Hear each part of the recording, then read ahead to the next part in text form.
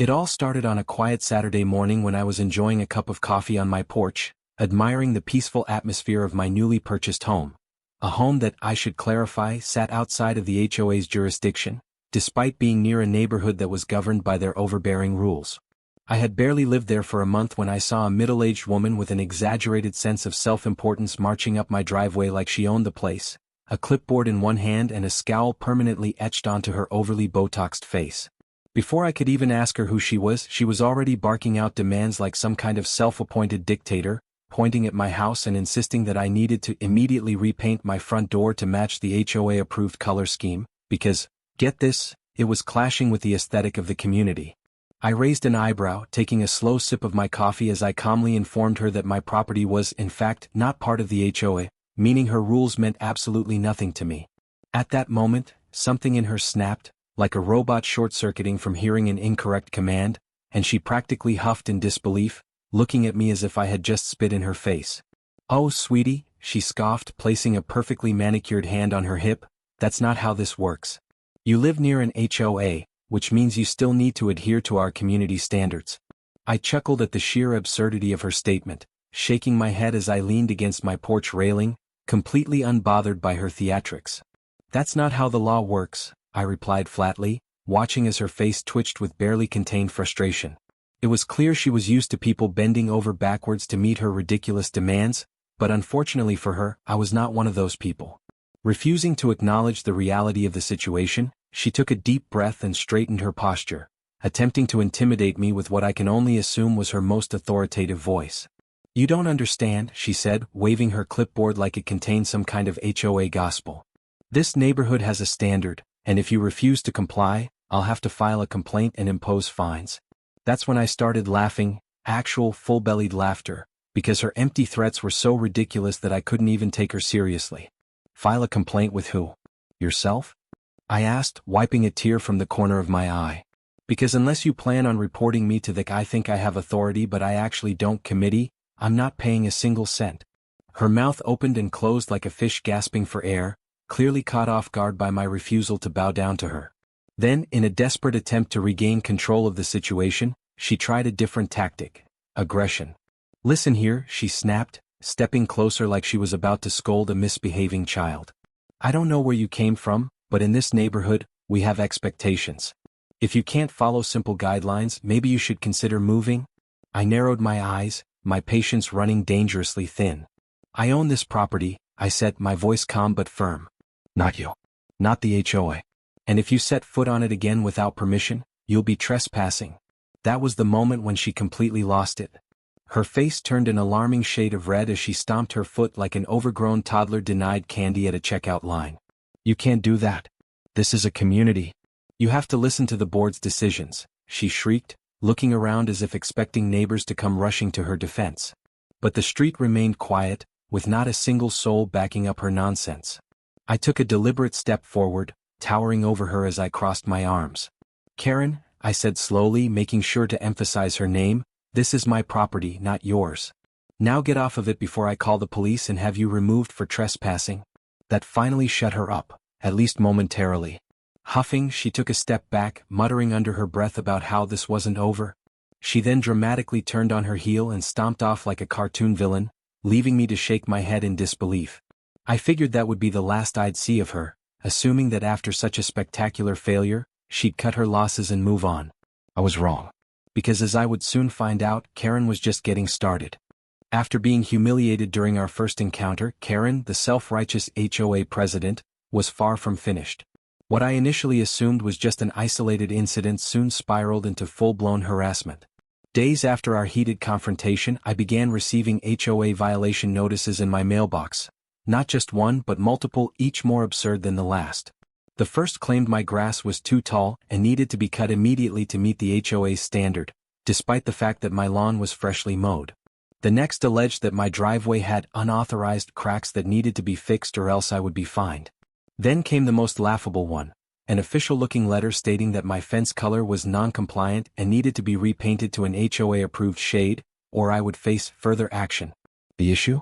I didn't even have a fence. It was so ridiculous that I actually laughed out loud as I skimmed through the letters, shaking my head at how far she was willing to go just to try and bully me into submission.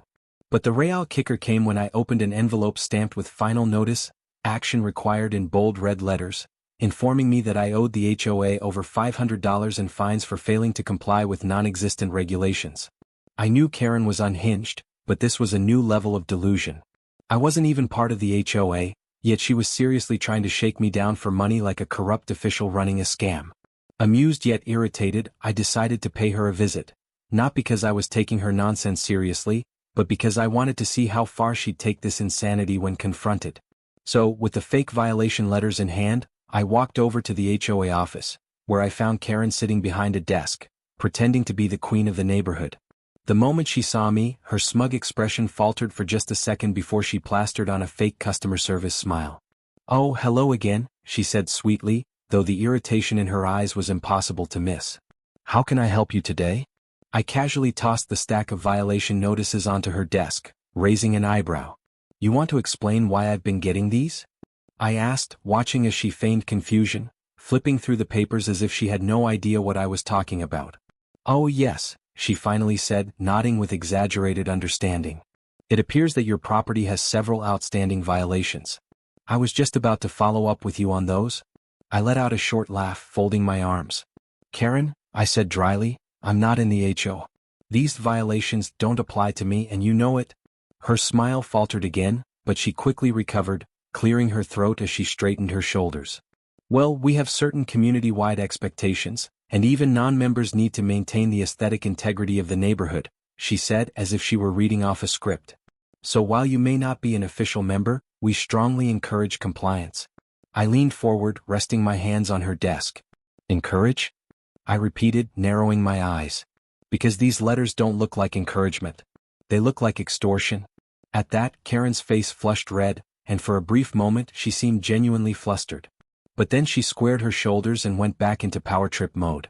"If you refuse to comply, we will have no choice but to take further action," she said as if she actually had some kind of authority over me. That's when I decided to call her bluff. "Oh yeah," I said, smirking. "What kind of action are we talking about, Karen?" Her mouth opened, then closed, and for a second she seemed at a loss for words. Then, in a last-ditch effort to reassert herself, she leaned in and sneered, "We have legal options.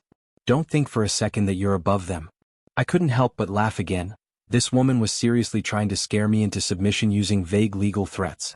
"Karen, let me make something very clear," I said, my voice calm but firm. "If you send me one more fake violation, one more fabricated fine, or one more attempt at harassment, I will personally take legal action against you. Not the HOA. Because what you're doing, it's harassment. It's fraud. And I guarantee you don't want to explain this to a judge." Her face went completely pale, the confidence she had been clinging to evaporating in an instant. She knew I was right. For a few tense seconds she just sat there, glaring at me like I had personally ruined her day. Then, with an irritated sigh, she grabbed the stack of letters and ripped them in half, tossing the pieces into the trash with a dramatic flick of her wrist. "Fine," she muttered through clenched teeth. "Consider them voided." I grinned. Glad we could clear that up.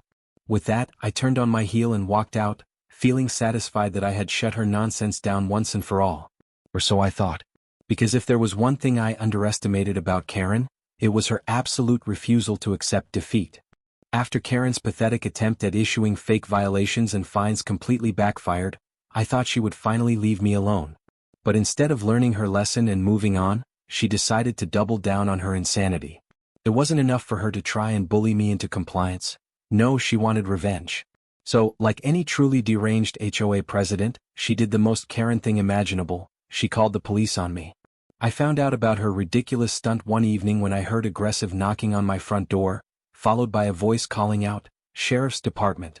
Open up." I frowned, completely caught off guard. I wasn't expecting visitors, let alone law enforcement. When I opened the door, I was greeted by two uniformed officers, both of whom looked more annoyed than concerned. And standing behind them, looking smug as hell, was none other than Karen. Arms crossed, nose in the air, she was positively glowing with self-satisfaction, like she had just delivered the ultimate checkmate. "Sir," one of the officers began, "we received a call from a homeowner in this neighborhood regarding a trespassing complaint." I blinked. "Trespassing? On my property?" The second officer, who was already flipping through his notepad, nodded. She claims that you've been living here illegally and refusing to comply with the Homeowners Association's regulations. She also stated that you were seen harassing community members and refusing to vacate private property. At that, I let out an exasperated laugh. You've got to be kidding me, I muttered before turning my gaze to Karen, who was barely containing her glee. You seriously just wasted police resources on a completely fake complaint? Instead of backing down, she doubled down like the unhinged lunatic she was. Officers, she said, her voice dripping with faux concern, this man has been causing issues ever since he moved in. He refuses to follow the rules, he's been hostile toward HOA members, and worst of all, he doesn't even belong here. I snorted. Karen, what the hell does that even mean? I own this house. But she just waved me off as if I was some lowly peasant beneath her, turning to the cops with her best "I'm the victim" expression. He's been illegally occupying this home without registering with the HOA, she continued, and we've given him multiple chances to correct his violations, but he refuses. This is a community, officers. We have rules. One of the officers sighed heavily, clearly already over this nonsense. Ma'am, he said tiredly, owning a home near an HOA does not automatically make someone part of the HOA. Karen's smug expression twitched. Well, that's your opinion, but it's not an opinion, the officer interrupted, rubbing his temples like he was trying to fight off a headache. It's the law. I could see Karen's eye twitching as she struggled to process the fact that her brilliant plan was falling apart before her eyes. But rather than admit defeat like a sane person, she tried one last Hail Mary. Well, he was verbally abusive to me, she suddenly shrieked, her voice rising in pitch. He threatened me and made me feel unsafe. That made me laugh, an actual full-bodied laugh. Karen, the only thing I threatened you with was legal action for harassment. If that made you feel unsafe, maybe you should stop harassing me. One of the officers glanced between the two of us, then let out a long sigh. Sir, he said to me, clearly wanting to just get this over with, can you provide proof that you own this property? Of course, I said immediately. Would you like the deed, the mortgage paperwork, or maybe a copy of my utility bills with my name on them? Karen visibly paled. Wait, no please, I said, smirking at her. Let's go ahead and confirm this real quick. I went inside, grabbed my property documents and handed them over to the officers, who barely glanced at them before closing their notepads. That settles it, one of them said, handing the papers back. This is his property. There's no trespassing, no violations, and no crime. Ma'am, we suggest you stop contacting us for matters that are not criminal. Karen looked like she had just swallowed a lemon whole. But, ma'am, the officer cut in sharply, his patience completely gone, if you continue to harass your neighbor, he would be within his rights to press charges against you. If I were you, I'd drop this before you end up in actual trouble. Karen's face turned an alarming shade of purple, her mouth opening and closing like a fish out of water. It was glorious. With nothing left to say, she let out a hysterical screech, turned on her heel, and stormed away like a cartoon villain who just got foiled. The officers exchanged exasperated glances before shaking their heads. Sorry to bother you, sir, one of them said as they turned to leave. We'll be making a note in our system not to respond to any more of these frivolous calls from your neighbor. I chuckled. Appreciate it. As they drove away, I watched Karen stomp her way back to her house, absolutely fuming in humiliation. I thought that would finally be the end of it, that surely, after publicly embarrassing herself in front of law enforcement, she would finally give up. But once again I was wrong. Because if I had learned anything about Karen by this point, it was that she would rather die than admit defeat. After getting embarrassed by the police and failing to strong-arm me into following her made-up HOA rules, most people would have taken the L and moved on. But not Karen. No, she had an image to uphold, an ego the size of a McMansion, and an absolute inability to admit she was wrong. So, in what was possibly her boldest and dumbest move yet, she decided to take me to court. I first found out about her latest hissy fit disguised as legal action when I received a summons in the mail. I nearly choked on my coffee when I read it. This lunatic had actually filed a lawsuit against me. And the reason? Failure to comply with HOA regulations and creating a hostile living environment. I had to read it twice just to make sure I wasn't hallucinating. I wasted no time in contacting a lawyer, who practically burst out laughing when I explained the situation. Wait, he said, rubbing his temples like he couldn't believe what he was hearing, so this woman is suing you for not following HOA rules that you're not even legally bound to? I nodded. And apparently, I've also created a hostile living environment by existing. My lawyer sighed, already seeing the inevitable train wreck ahead. This is frivolous as hell, but if she actually follows through with it, we'll countersue for harassment, legal fees and damages. A few weeks later, court day arrived, and let me tell you, it was a spectacle. Karen showed up dressed like she was about to give a TED Talk on community leadership, carrying a ridiculous stack of papers that I could only assume were completely useless. Meanwhile, I sat calmly next to my lawyer, who looked like he was trying not to smirk. When the judge finally entered, we got straight to business. Karen, of course, was first to speak, and she wasted no time launching into a dramatic speech about how I was a disruptive and non-compliant resident who was refusing to integrate into the community's values. She whined about my refusal to repaint my non-existent fence, complained about my grass, which was perfectly maintained, and even brought up the police incident, spinning it like I had somehow harassed her. Then came the best part. The judge, who had been listening with a steadily growing look of disbelief, finally held up a hand. "Ma'am," he said, rubbing his temples as if he was getting a headache, "is the defendant's property legally part of your homeowners association?" Karen visibly stiffened. "Well, technically no, but..." "Then your rules do not apply to him." The judge's voice was firm, absolute. Karen's face twitched. "But, Your Honor, this is a community..." "No," the judge cut her off. "This is a frivolous lawsuit. The defendant does not fall under the HOA's jurisdiction, meaning you have no legal standing to demand compliance with your regulations." I could have whooped with joy at how fast this was falling apart. But then, it got even better. My lawyer stood up and said, "Your Honor, given that my client has been subjected to months of harassment, fraudulent violation notices, and now a baseless lawsuit, we would like to countersue for harassment, legal fees and damages." Karen's smug expression disappeared so fast it was almost comedic. "Wait," she spluttered. "That's not fair." "Ma'am," the judge said, his patience wearing thin, "it is more than fair. You falsely accused the defendant of trespassing, attempted to extort him with fake fines, and wasted police and court resources over a matter that was never within your authority. I'm inclined to agree with the counterclaim." Karen let out a noise that was somewhere between a gasp and a squeal, turning bright red as she frantically flipped through her useless papers. But it was over. The judge ruled in my favor, ordering Karen to pay my legal fees and a hefty fine for harassment. When the gavel came down, Karen looked like she was about to pass out. Meanwhile, I just gave my lawyer a grateful handshake, enjoying every second of Karen's public humiliation. But wait, there's one last cherry on top. After court, word spread fast in the neighborhood, and Karen's little empire began to crumble. Homeowners who had put up with her nonsense for years suddenly realized they could fight back too. People started filing complaints against her, exposing all the ways she had abused her position as HOA president.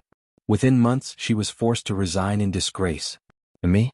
I enjoyed every second of watching her fall from power.